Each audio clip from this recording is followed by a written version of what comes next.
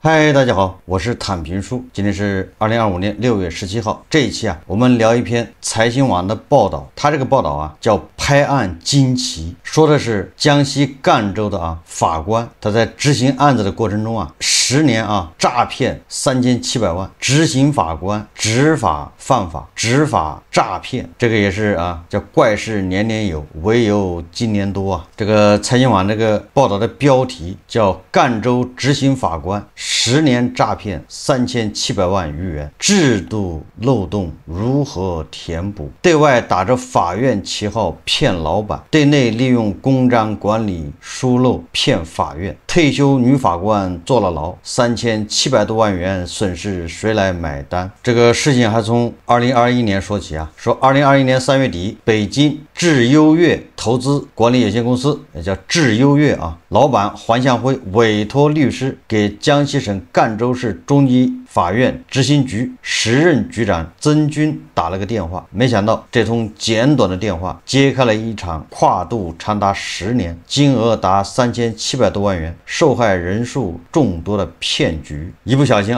就揭开了一个骗局这个黄向飞没有在赣州中院打过官司，但一个据称在该院执行的案件和他有相关。律师先是电话里向曾军说了暗号和当事人身份信息，后又通过微信给曾军发了3份赣州中院出具的执行裁定书、1份执行标的款收款证明和1份清偿公告，请他帮忙核实是否属实。这些文件都加盖了赣州中院执行局的印章。转天，曾军查阅了法院的宗卷，发现除了暗号真实存在，律师提供的当事人信息和宗卷里完全对不上，5份司法文件也根本不在卷宗里，白纸黑字加盖法院的公章文件居然是假的。所以这个老板黄向飞才知道自己被骗了。骗他的人正是曾军的下属赣州中院执行局女法官叶红。叶红是一名老法官，现年61岁，赣州当地人。叶红1981年大学毕业后参加工作，先是在部队医院，1984年起到赣州中院工作。此后的35年里，叶红做过赣州中院法警、助理审判员、审判员。2003年6月开始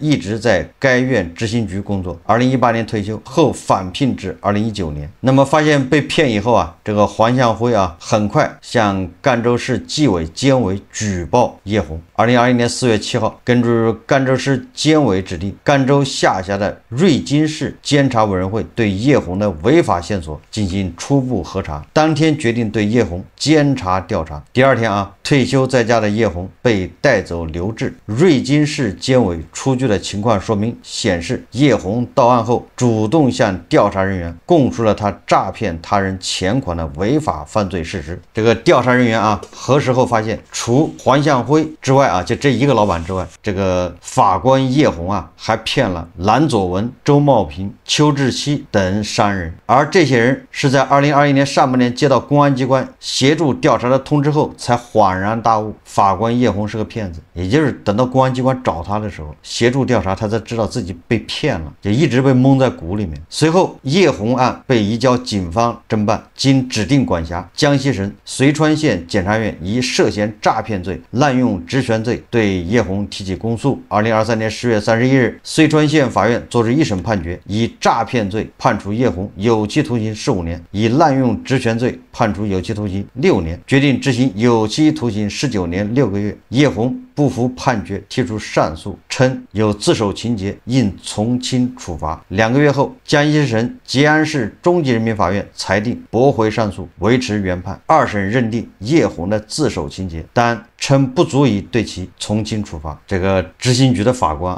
叶红是法院和当事人两头骗骗完当事人骗法院，并且诈骗金额人数不在少数。根据2审法院认定的事实，从2010年至案发时的2021年，叶红虚构其本人是一个水电站资产处置案件的执行法官，通过他可以办理水电站债权转让，从而获得其资产的事实，伪造多份赣州中院裁判文书和赣州中院指定其个人账户为法院标的款账户的证明，也就是让人把钱打到他个人账户上。那别人凭什么把钱打到个人账户上呢？人家打到法院账户啊，他能出一个证明，证明是法院要求把这钱打到个人账户，盖上公章，那别人就相信了，这个水平是高啊。使用赣州中院作废收据等进一步骗取他人信任，10年间骗得黄向辉、周茂平、蓝佐文共计3718万余元。案结并未事了，叶红进监狱后啊，这很多被骗的人啊，他们并不相信判决书所说叶红将诈骗款挥霍一空的说法，也就是说，你把他送进牢房里了，你的损失回不来，钱没了。这些被骗的人呢，认为这个问题是叶红他的巨额资产藏在什么地方。这些受骗的人啊，继续将矛头指向对公章管理存在疏漏的赣州中院，希望通过申请国家赔偿讨回被骗的本金以及利息。叶红一边打着执行案件幌子行骗，一边还滥用职权为执行当事人违规解封，构成滥用职权罪。叶红案再次暴露出执行乱、执行难的顽疾，谁来监督执行权？执行体制改革将何去何从？要说法院里面内幕多啊，尤其是民事啊，咱们说的是民事，那执行那是绝对内幕是更多的，全凭执行法官一句话。虽然说执行啊，现在是叫案件终身制，但是啊，这里面黑幕不能说每个案件都有啊，那是大部分案件都有，所以这就是为什么叫执行难。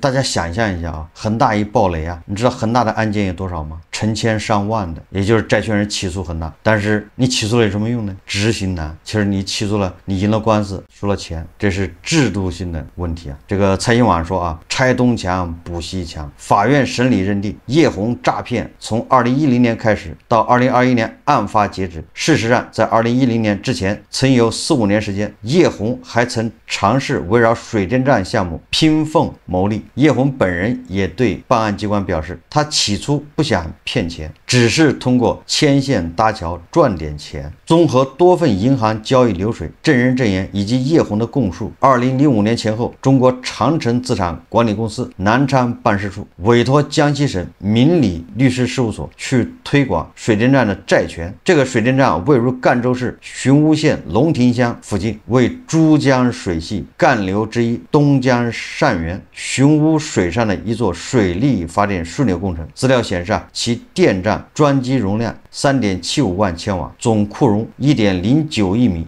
立方米，属于大二型水库。时任民理律师事务所主任钟建华后来向办案机关表示，他推荐了1-2年没有回应。2005年一天，他到叶红办公室聊天，叶红问他最近有没有好的项目。你看啊，一个法官，一个是律师，法官问律师有没有什么好项目，怎么感觉就是怪怪的，说可以一起合作。这个律师事务所主任钟建华告诉叶红，他手中有水电站不良资产处置项目，说这个项目需要找一个有实力的老板投资。叶红当即表示认识不少有实力的老板，希望钟建华把相关资料拿给他。不久，钟建华向叶红提供了水电站净资产评估报告等材料。几个月后啊，叶红通过朋友的朋友认识了在美国做生意的老板詹其润。叶红供述，他告诉詹其润，该水电站有将近5000万元的债权要处置，问他是否有兴趣投资，并向他出示了钟建华提供的项目资料。詹其润去实地考察后约见叶红，请叶红协调运作相关事项。叶红称，詹其润承诺事后给他一定比例的干股。叶红还提出要一些运作期间的费用。詹其润向叶红个人账户汇入500万元协议定金。叶红说啊，收到钱后虚荣心作祟，挥霍了一大部分。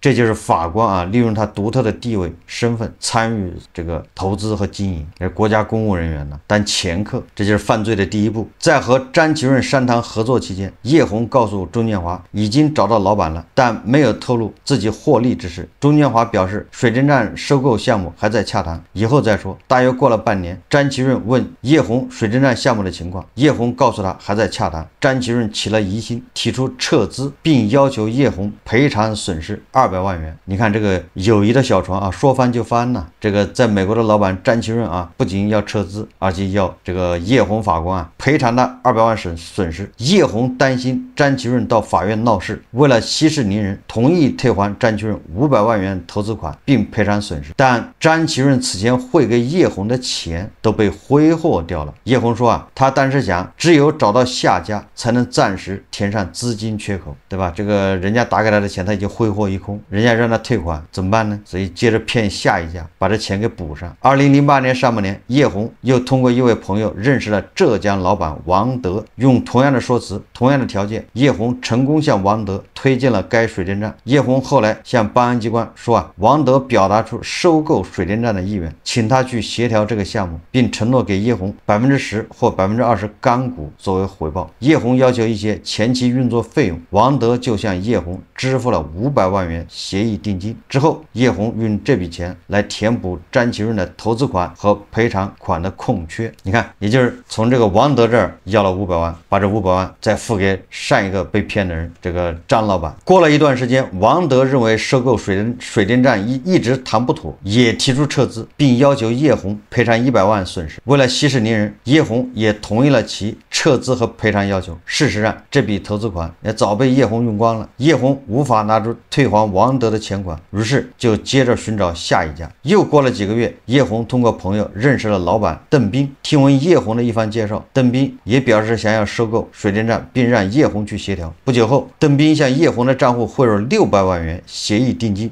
这笔钱也被叶红挥霍掉了。后来水电站项目没有谈妥，邓斌也提出撤资，叶红同意，并向其支付了17万元利息。那这么说的话虽然有3名老板先后被骗，但是叶红实际上并没有从中获利，对吧？也就是第一笔500万他花的七七八八，自己花了，那后面都是为了补第一笔钱，完了之后还给人家赔偿。所以说这个叶红向办案机关表示左右腾挪后反而贴出了300多万元，再加上日常开销大，这时候实际欠下500到1000万元的债务。这个法官还可以居然通过一通这个运作菜刀砍电线火花带闪电，一顿操作猛如虎，最后欠1000万的债务。那怎么办呢？只好一骗到底。为什么一而再再而三介绍老板投资该水电站？叶红称他认为这个项目有投资价值，水电站大多属于国有，但也有一些小型水电站由私人运营这个浙江人特别爱干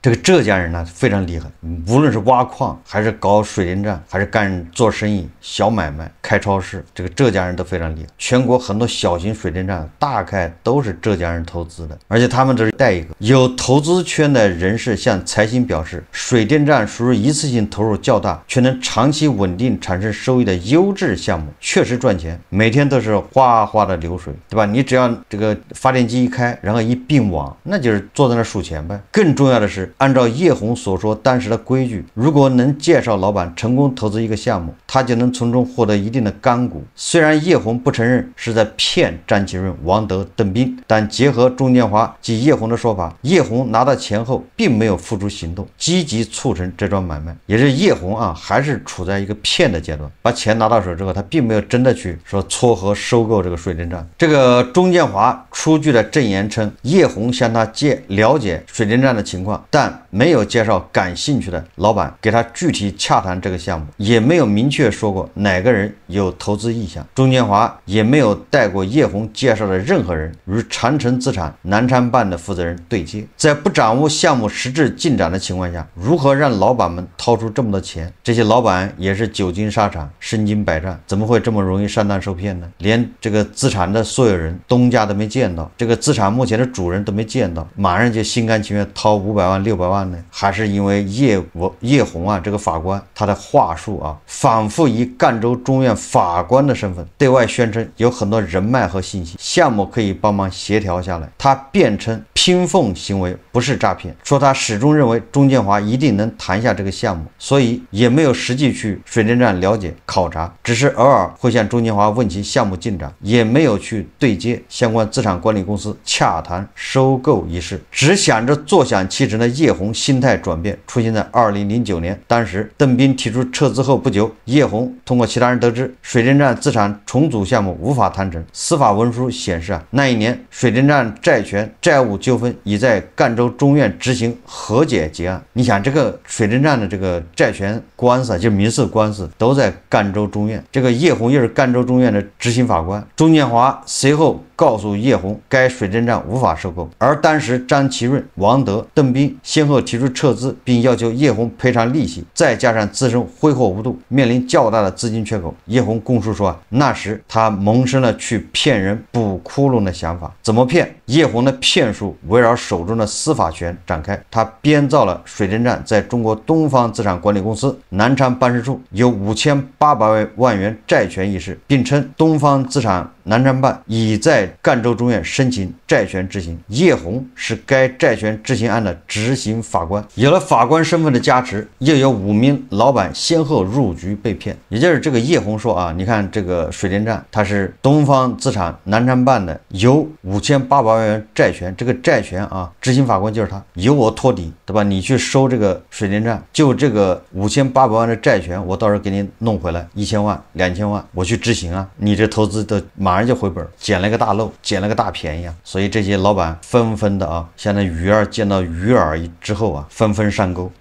先后啊，又有5名老板入局被骗。第一名老板叫蓝佐文，是叶红在一次饭局中认识的。2010年初，叶红向蓝佐文编造了自己是该水电站债权执行法官一事，问他是否有兴趣收购债权。为增加可信度，叶红还向蓝出示了水电站的资产评估报告资料，以及他事先伪造的执行裁定书等。蓝佐文对这桩买卖深信不疑，他向办案机关表示，2010年底到2011年底，自己多次将协议定金共860余万元打入叶红的个人银行账户。为了拖延时间，叶红多次以水电站有盈利款为由向蓝佐文汇款，但之后蓝佐文找到叶红说好像没有抖验水电站收购这回事。叶红于是主动将他之前给的协议定金797万余元退还给蓝佐文，这不就是庞氏骗局了吗？这法官啊，居然说这个水电站每个月都有盈利啊，然后他每个月给这个被骗的老板还给他打这个收益款。但是这个蓝佐文呢，他也鬼得很呢，他到处打听，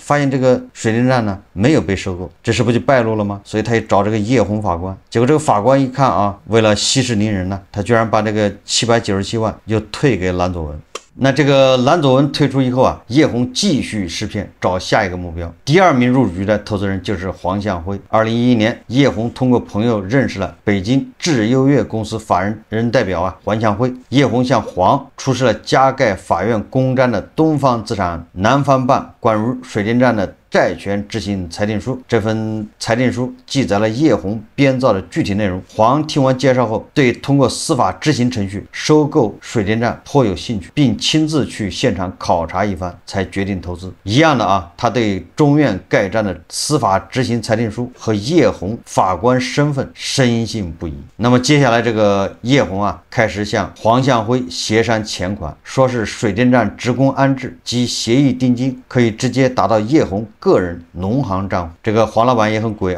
问为什么不打到法院的公账上？这个时候叶红法官拿出一份加盖赣州中院公章的文件，上面说法院不设立独立账户为了管理标的款，将叶红名下农业银行的账户指定为标的款账户。叶红还告诉黄，水电站在东方资产南昌有债权要偿还，可以将该水电站委托第三方公司管理，产生的盈利用于先行归还债务，等债务执行完后，可以将资产土地过户到黄向辉名下。那个黄向辉明显上当了他按照叶红的要求在2012年分5次向叶红个人账户汇入860万元的职工安置费和近50万元诉讼执行保全费。收到上述款项后叶红又以法院名义出具一份执行裁定和赣州中院盖章的收款票据，让黄的下属到他的办公室去取。你看看伪造法院的这个收款凭证，还有法院的执行裁定书盖章的根据黄向辉向办案机关表示2014年和2015年，叶红又以执行费、设备维修费等名义要求黄向辉汇款，黄汇款360万元。期间为了安抚黄，叶红以水电站利润款的名义转回186万。你看还有来有回啊，对吧？该修设备该干啥的时候需要钱，你黄老板赶紧打钱。哎，这个月又这个水电站项目又盈利了，他要给黄老板再打款，这是利润款。你看看，让这个骗局啊显得更加真实。到了2018年，黄多次催问水电站项目进度，为拖延时间，叶红伪造了东方资产南昌办出具的清偿公告。2020年又先后伪造了一份执行裁定书和清偿证明给黄向辉。根据黄的弟弟计算，将近8年时间，黄向辉共计给叶红私人账户转款1270余万元，但所谓的投资项目丝毫没有进展。你说一个人被骗了8